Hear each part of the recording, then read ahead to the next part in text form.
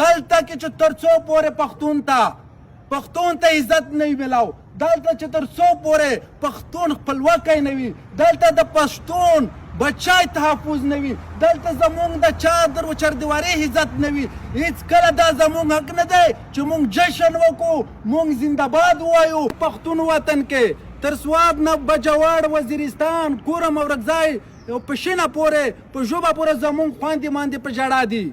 په بجوړ کې هغه مورکۍ مې نه هېرېږي چې د 3 کولې بچی ورته شهید کو، هغه ورته وایي چې زما بچی ده، قبر ته نه وړي، دلته یې راته پرېږده، هغه خو ورکوټې دی.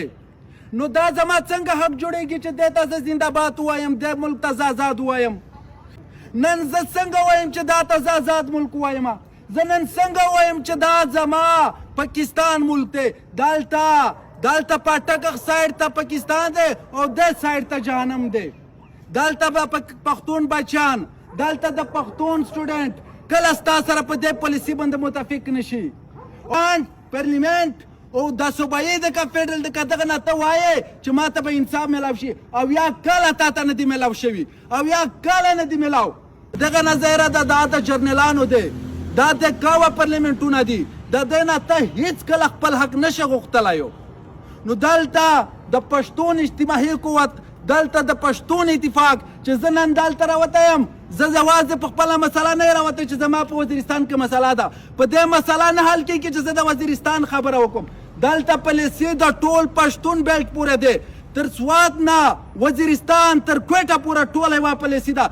دلته به موږ پښتون قوم یو میټی ټول به په یو اتفاق راپاسي، بیا به دې جرنیلانو او دا غونډګر خلک چې په دې خاوره باندې فساد راوړی دی، دا پالیسي ته په اسانه هم متولی شي او بیا خپلواکي هم اخیستی شي.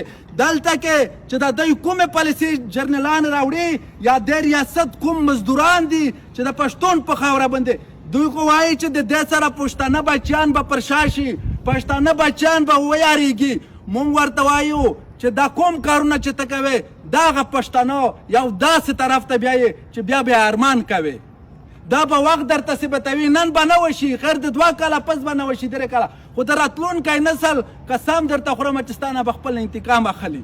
او مونږ هغه بچیان نه دي ویل د بجوړ مومند، مونږ د وادي تیرا بچیان نه دي مړه شوي چې په خېټه کې نه زمونږ بچیان شهیدان کوي، هغه دهشتګرد وي.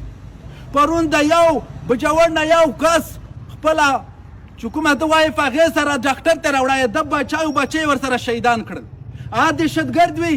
ته به ډېر ظلم دلته وکړې په سټوډنټ باندې چې سټوډنټ به پرېشرای شي.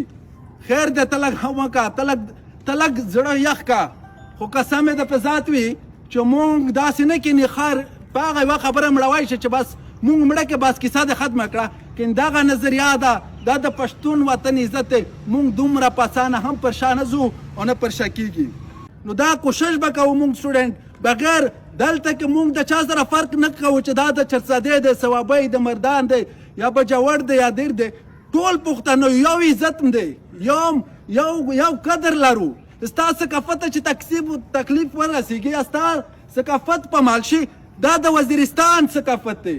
چې د وزیرستان ثقافت پامال شي، دا د بجوړ دی، دا د خیبر د مونږ ستاسو ټول پښتانه یو. او دلته په هغې 2 رولز کې مونږ پاتې یو چې فرنټیر رول دی، فارورډ رول دی، او مونږ دې خلک ته ویل چې دا داسې پښتانه دي، مونږ ته ویل چې دا داسې پښتانه دي. هېڅ هغه دغه پښتانه نشته، مونږ ټول یو پښتون یو، یو مې عزت دی، یو مې تقدس دی. د دې دپاره مونږ دغه چې کومې پالیسۍ راوړي دې ته مونږ وایو چې مزید ستا دا پالیسي ناکامه ده، مونږ ټول پښتون یو میټه یو، یو مې عزت دی.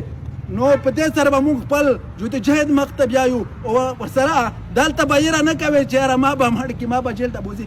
عمر د الله په لاس کې دی، او دغسې ژوند چې ته نه مزاحمت وکړې، ته ټکاره نه پکې وکړې، ته د خپلواکۍ یا د پښتون خبره نه وکړې، د انسانیت، دا هېڅ ژوند نه دی. ژوند په څه کې پکار ده چې تېرې کړي. نو دې دپاره به مونږ تاسو ټول جدوجهد کوي.